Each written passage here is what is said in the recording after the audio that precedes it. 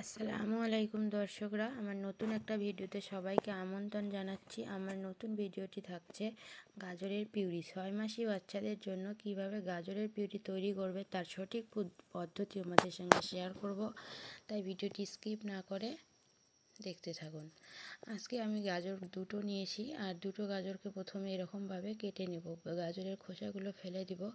আর অনেকে দেখি গাজরের পিউরি করতে গিয়ে মিক্সচারে দেয়, তাও এরপরে গাজরের যে গুণাগুণ আছে সেটা একটু হলেও কমে যায়, নষ্ট হয়। তো আমি আজকে তোমাদের সেটাই শেখাবো, যেটাতে গাজরের গুণাগুণটা পুরোটাও থাকবে এবং বাচ্চাদেরকে আমরা খুব সহজেই গাজরের পিউরিটা খাওয়াতে পারবো এবং গলায় আটকে যাওয়ারও কোনো চান্স থাকবে না।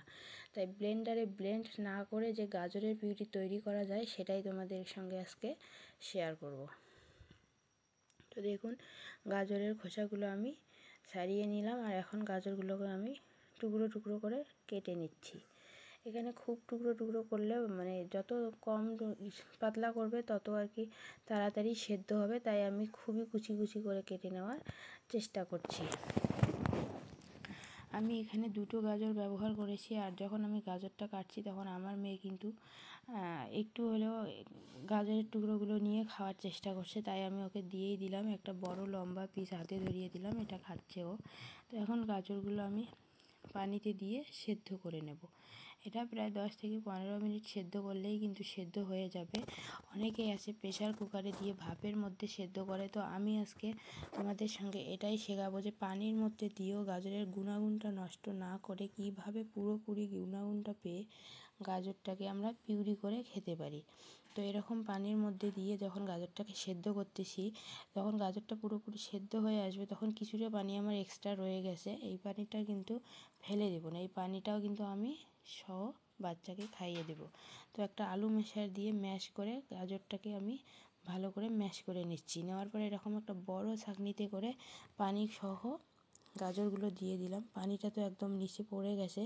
এবার গাজরটাকেও আমি চামচ দিয়ে চেপে চেপে ছাঁকনিতে ভালো করে ছেঁকে নিলাম। এতে করে কি ব্লেন্ডারে দিলে একদম ব্লেন্ড হয়ে যেত, কিন্তু খাওয়ার যে গুণাগুণটা আছে সেটা একটু হলেও নষ্ট হতো। তাই আমি ব্লেন্ডারে না দিয়ে এরকম বড় ছাঁকনিতে করে ছেঁকে নিলাম। এতে করে ব্লেন্ডারে দিলেও যে একদম মিহি পেস্ট হতো, এই ছাঁকনিতে তো কীরকম একদম মিহি পেস্ট হয়ে গেছে। এখন আমি এটাকে ফোড়ন দিয়ে নেব।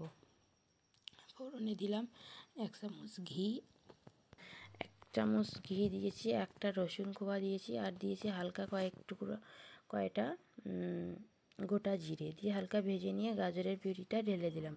অনেকেই কী করে গাজরটা সেদ্ধ করে ব্লেন্ডারে দিয়ে ব্লেন্ড করে ওটা বাচ্চাকে ডিরেক্টলি খাইয়ে দেয়, কিন্তু সেক্ষেত্রে আমি বলবো যে ওটা খেতে বেশি একটা টেস্টি হয় না, আর বাচ্চারা কিন্তু টেস্টি জিনিস ছাড়া খেতে চায় না।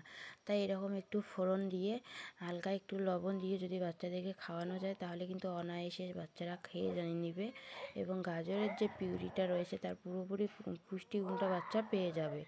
তো আমি হালকা একটু লবণ দিয়ে এখন জাল করে নিচ্ছি। গাজরের মধ্যে যে এক্সট্রা পানিটা রয়েছে সেই পানিটাও এখন শুকিয়ে নিয়েছি। এখন তৈরি হয়ে গেল আমার গাজরের পিউরি।